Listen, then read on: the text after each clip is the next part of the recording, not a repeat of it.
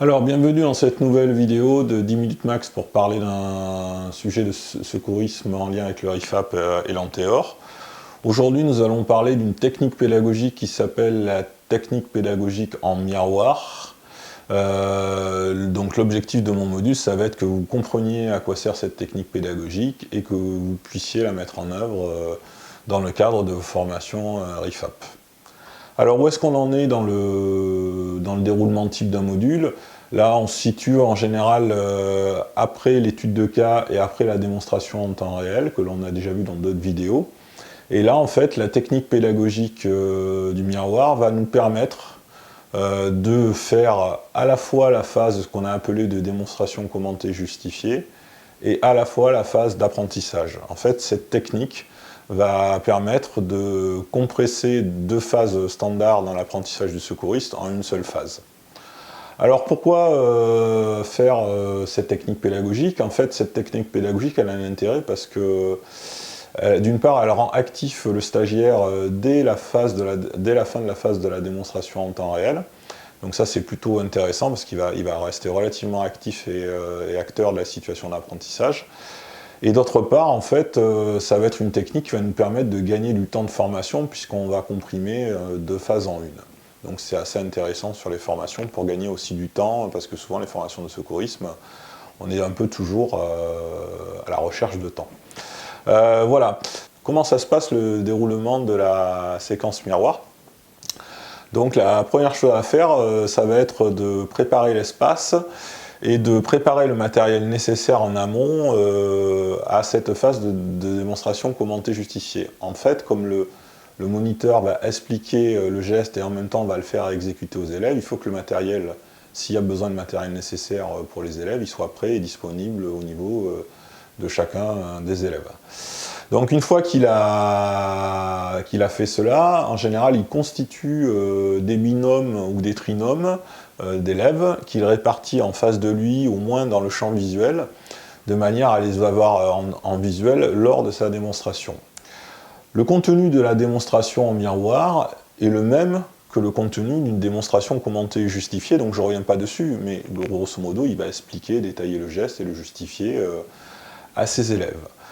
En fait, la différence, ça va être qu'au fur et à mesure qu'il va expliquer son geste, il va s'arrêter et il va demander aux élèves de le faire en même temps que lui. Donc par exemple, première phase, une première partie de geste, il l'a fait, il explique, il justifie. En face, les élèves le font une première fois. Et ainsi de suite, il déroule son geste, il explique, il fait faire, il explique, il fait faire, jusqu'à ce que le geste soit complet. Et donc là, ça veut dire que quelque part, si on a des binômes, on va dire il y en a un des deux qui a fait au moins le geste une première fois.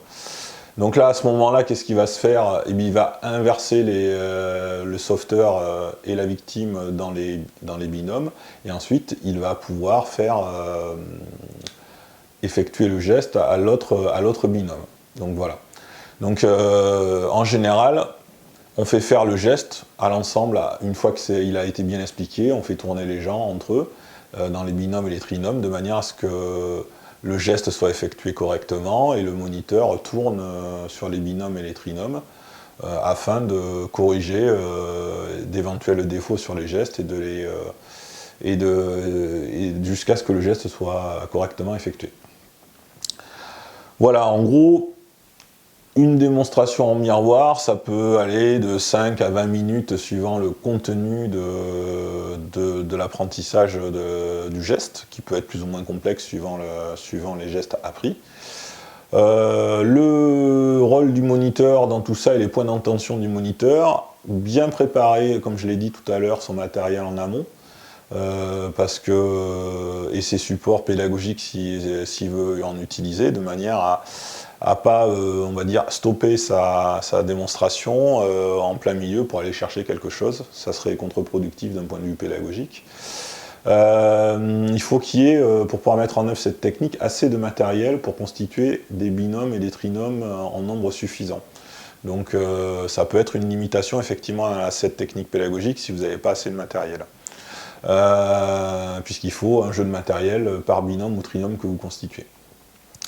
Ensuite également, un point d'attention, c'est le positionnement des stagiaires. Il faut que vous ayez dans votre champ visuel les stagiaires, de manière à pouvoir les corriger au fur et à mesure que vous faites les gestes, et qu'ils les font en même temps, parce que autrement, si vous ne les avez pas dans votre champ visuel, vous pourriez rater un geste qui ne serait pas correct, et l'objectif c'est que vous voyez tout ce qui est fait et que vous puissiez corriger tout ce qui est fait. Lors de cette séquence, ça peut être intéressant d'avoir un deuxième moniteur ou un aide moniteur pour vous aider, parce que d'une part, vous pourriez effectuer la démonstration sur cette personne, et d'autre part, au moment de tourner dans les ateliers également, vous pourrez être plusieurs à vous répartir pour corriger les gestes au fur et à mesure qu'ils sont faits. Donc ça peut être intéressant effectivement d'être deux moniteurs ou d'avoir un aide moniteur. Voilà, j'espère que vous avez compris l'intérêt de cette technique pédagogique et que vous l'emploierez lors de vos formations. N'hésitez pas à regarder les autres vidéos sur les techniques pédagogiques et à faire le petit quiz. En attendant, je vous salue et je vous souhaite une bonne formation.